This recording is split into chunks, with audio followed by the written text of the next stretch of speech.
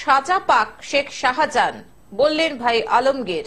উত্তর 24 পরগনার বসিরহাটের সন্দেশখালী 1 নম্বর ব্লকের সরবেরিয়া আগারআটি গ্রাম পঞ্চায়েতের নেজাট থানার আকঞ্চি পাড়া এখন খবরের শিরোনামে। সন্দেশখালীর তৃণমূল নেতা শেখ শাহজাহান কোথায়? 4 দিন কেটে যাওয়ার পরে তার বাড়িতে এসে জানা গেল শেখ শাহজাহানের মোবাইল সুইচ বন্ধ।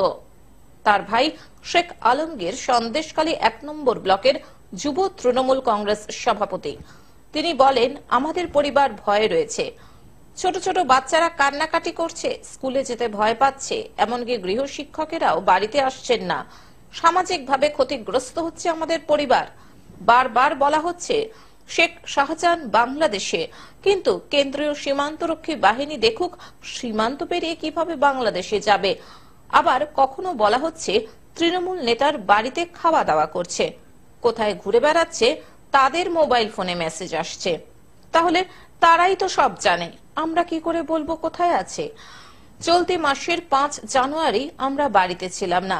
হঠাৎ একটি গাড়ি আসে, বেশ কিছু মানুষ গাড়ি থেকে নেমে বাড়ির গেটের তালা ভাঙতে শুরু করে। তারপর এই খবর অনুগামীদের কাছে পৌঁছাতেই একে একে বাড়ির সামনে বহু লোক জড়ো হয়ে যে যার মতো মারধর ভাঙচুর শুরু করে। এটা করা উচিত হয়নি। প্রশাসনের উপর আস্থা আছে, আইন আইনের পথে চলছে। উপযুক্ত তদন্ত করে দোষী সাব্যস্ত হলে সাজা পাক শেখ শাহজাহান। কিন্তু যেসব রেশন দুর্নীতির কথা বলা হচ্ছে তাতে শেখ শাহজাহান জড়িত নয়। মৎস্য চাষের উপর নির্ভরশীল আমরা, মাছ চাষ করে জীবিকা নির্বাহ করি। যেসব দুর্নীতির কথা বলা হচ্ছে সবই ভিত্তিহীন। শাহজাহান যাতে এলাকা ছেড়ে পালিয়ে না যেতে পারে তার জন্য বাসন্তী হাইওয়ের উপরে একাধিক পয়েন্টে পুলিশের নাকা চেকিং চলছে। যেসব গাড়ি কলকাতা থেকে ধামাখালির দিকে ঢুকছে, আবার বাসন্তী হয়ে যেসব গাড়ি কলকাতার দিকে যাচ্ছে, সমস্ত গাড়ি দাঁড় করিয়ে চলছে কড়া তল্লাশি।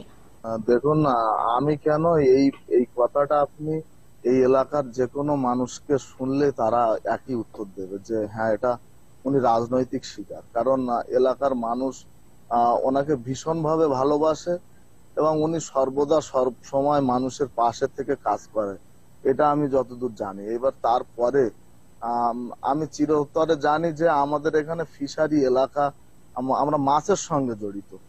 আর এখানে কিন্তু ধান চাষ খুব কম হয়, বা আমাদের যে কোনো রকম ভাবে কোনো চাল কল, চাল মিল, বা আমরা কোনো ডিলারশিপ, বা আমাদের ভাইবার মধ্যে আমাদের পরিবারের গোট পরিবারের কারোর কোনো চাল কল বা ডিলিয়ারি এরকম কিছু তকমা থাকলে হয়তো সেটাও একটা জায়গা দিয়ে ভাবা যেত যে এখানে কোনো গড় মিল হতে পারে, হয়তো সেটা ভাইয়ের ওপরটা আমার ব্যক্তিগতভাবে সন্দেহ হয়তো তৈরি হতো, কিন্তু তাও না। তারপরে আমার মনে আর একটা প্রশ্ন জেগেছে যে ভাই সবে কয়েকদিন আগে মৎস্য প্রাণী সম্পদের কর্মদক্ষ হলো, যদি ওই পদটা অনেকদিন হোল্ড করতো তাহলে ওখানে যদি কোনো গড় মিল বা কি অ্যাকচুয়ালি ইডি কি নিয়ে এসেছিল, মানে তদন্তটা কিসের স্বার্থে, সেই জিনিসটা কিন্তু আমরা একেবারে কোন রকম ভাবে এখনো পর্যন্ত বুঝতে পারছি না।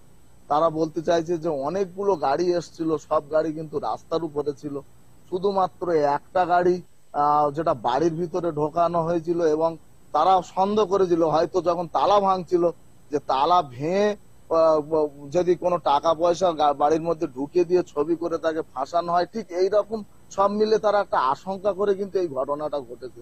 বসিরহাট থেকে শ্যাম বিশ্বাসের রিপোর্ট, গ্লোব নিউজ। এখন থেকে গ্লোব টিভি দেখুন আপনার স্মার্টফোনেও। গুগল প্লে স্টোর অথবা অ্যাপল স্টোর থেকে ডাউনলোড করুন গ্লোব টিভি লাইভ অ্যাপ। এছাড়াও জিও টিভি অ্যাপ থেকেও দেখুন গ্লোব টিভি লাইভ।